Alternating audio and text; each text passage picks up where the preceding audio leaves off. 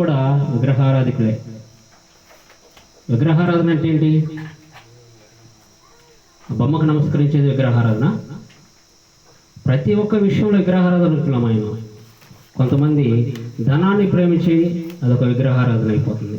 కొంతమంది పాపాన్ని ప్రేమించి అదొక విగ్రహారాధన అయిపోతుంది. ఎందుకంటే అందుకే యేసయ్య చెప్తున్నాడు ఏమనంటే, ధనము సమస్త కీడులకు మూలం కాబట్టి ధనాపేక్ష కలిగి ఉండకూడదు, అది విగ్రహారాధన కింద వస్తుంది. పాపము జోలికి పోకూడదు, అది విగ్రహారాధన అవుతుంది.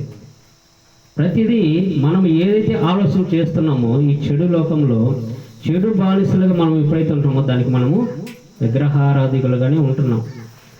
కాబట్టి విగ్రహారాధికులుగా ఉన్న మనల్ని దేవుడు ఎందుకు పిలుచుకుంటున్నాడంటే మనల్ని రక్షించబడాలి, మనం బాగుండాలి. ఆయన ఉద్దేశం అదే. మనందరిని పిలవడానికి కూడా కారణం ఏంటంటే మనల్ని పిలుచుకున్నాడు ఆయన. ఎలా పిలుచుకున్నాడంటే పేరు పెట్టి పిలిచిన జనాంగం అంట. మనం ఎవరు? పేరు పెట్టి పిలిచిన జనాంగం మనం. మరి పేరు పెట్టి పిలిచినప్పుడు మనం ఎలా ఉండాలి? అబ్రహాము వల్లే మనం కూడా ఏం చేయాలి?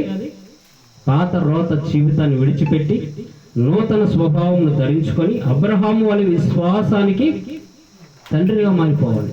అబ్రహాము విశ్వాసులకు ఎవరుగా మారాడు? తండ్రిగా మారాడు. అవిశ్వాసి విశ్వాసులుగా తండ్రిగా మారిపోయినప్పుడు మనం ఏం చేయాలి? మనం కూడా విశ్వాసులుగా మారిపోవాలి. విశ్వాస భరితులుగా మనం దేవుడి సన్నిధిలో ఉండాలి. అందుకే మత్తయి సువార్త 20వ అధ్యాయంలో దేవుడు పిలుస్తున్నాడు. ఒకసారి చదవండి.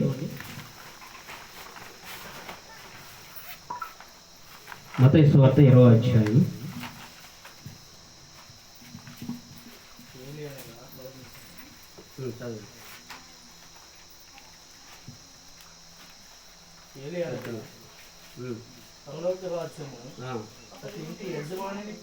ఇంటి యజమాని పోలి ఉన్నది.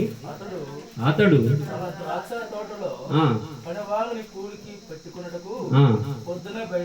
ప్రొద్దునే బయలుదేరి పనివారితో ఓడబడి తన ద్రాక్ష తోటలోకి వారిని పంపాను. తరువాత అతడు దాదాపు 9 గంటలకు వెళ్ళి సంత వీధులలో ఊరకే నిలుచున్న వారి అందరూ నిలిచి ఉన్న మరికొందరు చూచి, మీరును నా ద్రాక్ష తోటలోనికి వెలుడి, ఏమి న్యాయమో అది మీకు ఇచ్చునని వారితో చెప్పగా వారును వెళ్ళిరి. అంటే దేవుడు ఇక్కడ పిలుస్తున్నాడు. అబ్రహాముని పిలుచుకున్నాడు. పేరు పెట్టిన జనాంగంలో నీవు ఉన్నావు, నేను ఉన్నాను, మనందరం కూడా ఉన్నాము. మనల్ని పిలిచిన విధానం ఏమిటి? దేవుని యొక్క సంఘములో పని చేయడానికి మనల్ని ఏర్పాటు చేసుకున్నాడు. చప్పట్లు కొట్టి ప్రభు నామాన్ని మహిమపరచుకుంది. అబ్రహామును పిలిచినట్లుగా మనల్ని కూడా పిలుచుకున్నాడు ఆయన. మన దేవుని సంఘంలో చేయవలసిందేంటి? పరిచర్య. మనల్ని చూసి అనేకులు సంఘానికి నడవాలి. మన ప్రవర్తన ద్వారా అనేకులు సంఘంలో అడుగు పెట్టాలి. అర్థమవుతుందా? అందుకే దేవుడు మనల్ని ఏర్పాటు చేసుకుంది. ఎక్కడో చెల్లాచెదరుగా తిరగవలసిన మనల్ని, అల్లరి చిల్లర తిరుగుతున్న మనల్ని ఎక్కడో ఊరక ఇక్కడ అంటున్నాడు, ఊరికే నిలబడ్డారు కొంతమంది రోడ్ల మీద. వాళ్ళ దగ్గరకు కూడా వెళ్ళి నా తోటలోకి పనికి వస్తున్నారా? పనికి వస్తే నేను మీకు తగిన కూలి న్యాయము ఇస్తానంటున్నాడు ఆయన. మీకు కూలి కూడా ఇస్తానంటున్నాడు ఆయన. ఆయన ఎవరిని ఊరికి వదిలిపెట్టలేదు. కాబట్టి ప్రియ సహోదరి సహోదరులారా, ఎవరు నిర్లక్ష్యంగా ఉండకూడదు. దేవుడు పేరు పెట్టిన పిలిచిన జనాంగంలో మనందరం ఉన్నాం కాబట్టి మనము భయభక్తులతో ఉండాలి. అబ్రహాము వలె విశ్వాసం కలిగి ఉండాలి. ఇక్కడ చాలా దూరం పోతే మనము యేసుక్రీస్తు ప్రభువారు అనేకులను వెంటాడాడు. సమరయ స్త్రీ, భర్త లేనిది, 6 మందితో వ్యభిచారం చేస్తుంది. ఆమె దగ్గరికి కూడా వెళ్ళి ఆమెను పిలుచుకున్నాడు ఆయన. ఈ సమరయ స్త్రీ ద్వారా ఆ ప్రాంతాన్ని మొత్తాన్ని మార్చుకున్నాడు దేవుడు. అంతటి సమర్థవంతుడు. అందుకే ఆయనకు అసాధ్యమైనది ఏమీ లేదు. ఈ సమరయ స్త్రీ ఎవరు? ఒక వ్యభిచారి. అందుకే ఆమెతో అంటున్నాడు, అమ్మా నీ పెనిమిటి తీసుకొని రా, నీకు నేను జీవజలం ఇస్తానంటే నాకు పెనిమిటి లేడని నిజమే చెప్తున్నావా? నువ్వు సరిగానే చెప్పినావు. ఏం చెప్పినావు? నువ్వు నిజమే చెప్తున్నావు, నీకు పెనిమిటి లేడు, వాస్తవమే. ఇప్పుడున్న వాడు కూడా నీ పెనిమిటి కాదు. అంటే దేవుని సన్నిధానంలో నిజము ఒప్పుకోవాలి. ప్రతి ఒక్కరు నిజాన్ని ఒప్పుకుంటేనే ఆయనకి ఇష్టలై ఉంటాడు. ఒప్పుకున్నది కనుక ఆమె ఏం చేశాడు? ఆమెకి జీవజలం ఇస్తానన్నాడు. నీ వలన అనేక ప్రాంతాల్లో మారు మనసు కలగాలి. ఈ చరిత్ర బైబిల్ ఉన్నంత వరకు నీ గురించి ప్రకటన చేయబడుతుందని చెప్పి వాగ్దానం చేశాడు. మాట ఇచ్చిన దేవుడు నమ్మదగిన వాడు. ఈ సమరయ స్త్రీ ఎంత ఘోరమైన పాపి చేసినా ఆ పాపిని రక్షించుకొని అనేకులను రక్షించుకున్నాడు దేవుడు.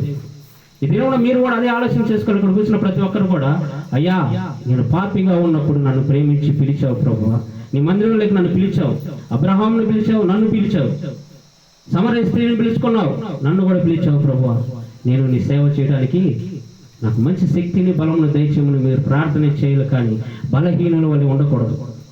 అర్థమవుతుందా? మనం ఏం చేయాలి? బలము కలిగిన వారికి ఉండాలి. మనం బలవంతుడి చేతిలో బాణం వలె ఉండాలి, కానీ బలహీనులుగా ఉండకూడదు. ఒకప్పుడు బలహీనులం, ఇప్పుడైతే మనమైనా బలవంతుడి చేతిలో ఉన్నాం. ఎలా ఉండాలి? బాణము వలె ఉండాలి. మనం బాణం వేస్తే ఎలా ఉండదు? పడిపోవాలి అపవాదిగాడు. మన తలంపులు అలా ఉండాలి, మన ఆలోచనలు అలా ఉండాలి. మనం చాలాసార్లు మాట్లాడుకున్నాం, ఎలా ఉండాలి? పాము వలె వివేకముగా ఉండాలి, పావురం వలె నిష్కపటముగా ఉండాలి, తెలివిగా ఉండాలి, తప్పించుకోవాలి. అపవాదిగాడు చిక్కులు పెడుతుంటాడు. కాబట్టి ప్రియ సహోదరులారా, అందరూ గమనించవలసిన మాట ఏంటంటే, దేవుడు మనల్ని ఏర్పాటు చేసుకున్నాడు కాబట్టి, యేసు ప్రేమ ప్రార్థనశాలను ఇక్కడ స్థాపించాడు కాబట్టి, ఈ యేసు ప్రేమ ప్రార్థనశాలను నిన్ను పేరు పెట్టి పిలుచుకున్నాడు కాబట్టి, పిలుచుకున్న నీవు ఎలా ఉండాలి? ఒక సమరయ స్త్రీలాగా అనేకులను మారు మనసు కలిగించే మార్గంగా మీరు మారాలి. దేవుని నామానికి మహిమ కలుగును గాక. అబ్రహాము వారి విశ్వాసం కలిగి ఉండాలి, దేనికైనా తెగించే స్వభావం కలిగి ఉండాలి. దేవుని పనిలో మనము ప్రాణాలైన సైతం లెక్క చేయకుండా ప్రాణం పెట్టి విధానంగా కూడా మనం ఉండాలని దేవుడు మనల్ని ఆశించి మనల్ని పేరు పెట్టి ఇక్కడ తెలుసుకున్నాడు కాబట్టి, ప్రతి ఒక్కరూ భయభక్తులు కలిగి మొదటగా ఏం చేయాలి? భయము, భక్తి. మనుషులకు భయపడకండి, దేవుడికి మాత్రం ఉన్నాడని భయపడాలి. దేవుడు ఉన్నాడన్న సంగతి మాత్రం మర్చిపోవద్దు. దేవునికి మాత్రం ఖచ్చితంగా భయపడాలి. అందుకే ఆయన అంటున్నాడు, భయము, భక్తి మొట్టది రెండు ఆజ్ఞలు మనకి చాలా ప్రాముఖ్యమైనవి కాబట్టి ఎవరు నిర్లక్ష్యం చేయొద్దు, ఎవరును దేవునికి వ్యతిరేకంగా నిలబడితే. అందుకే ఆయన అంటున్నాడు, నాకు విరోధంగా రూపింపబడిన ఏదియో ఏమవుతుంది? ఏదియో వర్ధిల్లిద్దా? వర్ధిల్లదు. ఏ ఆయుధమును వర్ధిల్లదన్నప్పుడు, ఆయనకు విరోధంగా నిలబడ్డప్పుడు ఏ మనుషుడైనా వర్ధిల్లుతాడా? తన జీవితాన్ని కట్టుకోగలడా? తన జీవితాన్ని దేవునికి అంకితం చేయగలడా? విరోధంగా ఎవడంటే చేయగలడా? ఎలా ఉండాలి? దేవుడు మన పక్షముగా ఉండేలాగా మనందరం మారు మనసు కలిగి ఆయన పాద సాన్నిధ్యంలో మనందరం ఉండాలని దేవుడు కోరుకుంటున్నాడు.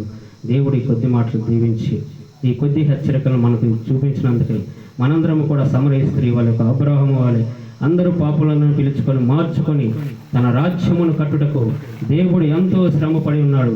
దేవుడు ఎంతో మందికి అవకాశం ఇచ్చాడు తన రాజ్యములో వారసులుగా ఉండాలని. ఆ వారసత్వంలో మనందరం కూడా ఉన్నాము.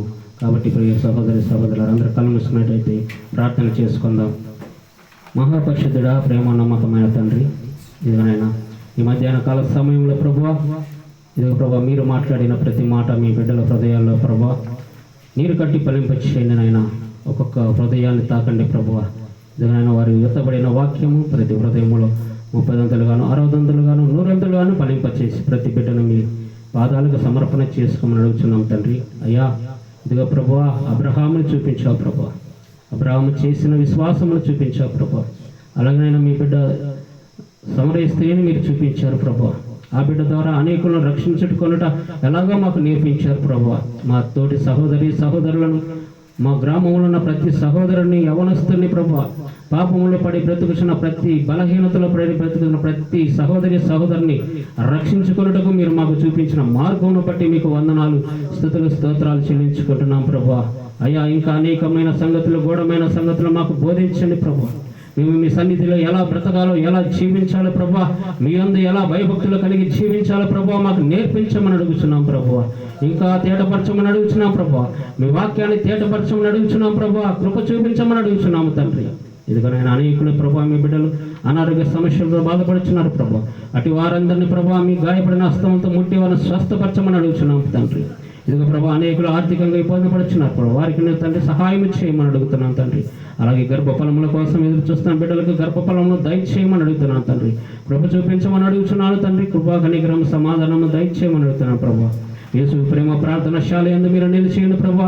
మీ బిడ్డలైన వారికి అందరికీ కావలసిన ఈవులను దయచేయమని అడుగుతూ తండ్రి, ఇదిగో ప్రభా, ఈ దిన మన పుట్టినరోజు జరుపుకుంటున్న మీ దాసుడు ప్రభా, మీ బిడ్డ ప్రభా రాజేష్ని మీరు దీవించండి, ఆశీర్వదించండి నాయన.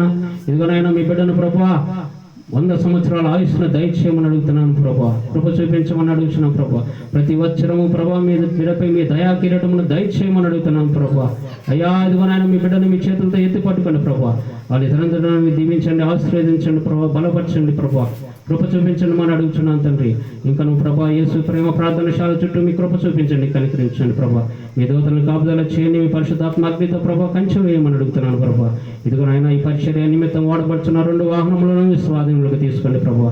మీ కృప చూపించండి ప్రభా. వాహనములతో మీ దాస్తులను మీ స్వాధీనంలో తీసుకోండి ప్రభా. నాయన వాహనముల చుట్టూ మీ కంచెను ఏర్పాటు చేయండి, మీ దూతలను కాపుదల చేయమని అడుగుతున్నాను ప్రభా. అలాగే ప్రభా యేసు ప్రేమ ప్రార్థనశాలలో వాడబడుతున్న ప్రతి వస్తువును ప్రభా దీవించండి, ఆశీర్వదించండి, అభిషేకించమని అడుగుతున్నాను తండ్రి. కృప చూపించమని అడుగుతున్నాను. మీ ప్రియ కుమారుడు మా రక్షకుడును ప్రభువైన యేసు క్రీస్తు నామములో తండ్రి ఈ ప్రార్థన అంతటిని అడిగి మేము పొందుకుని ఉన్నామని నమ్ముచున్నాము తండ్రి. ఆమేన్, ఆమేన్, ఆమేన్. కానుకలు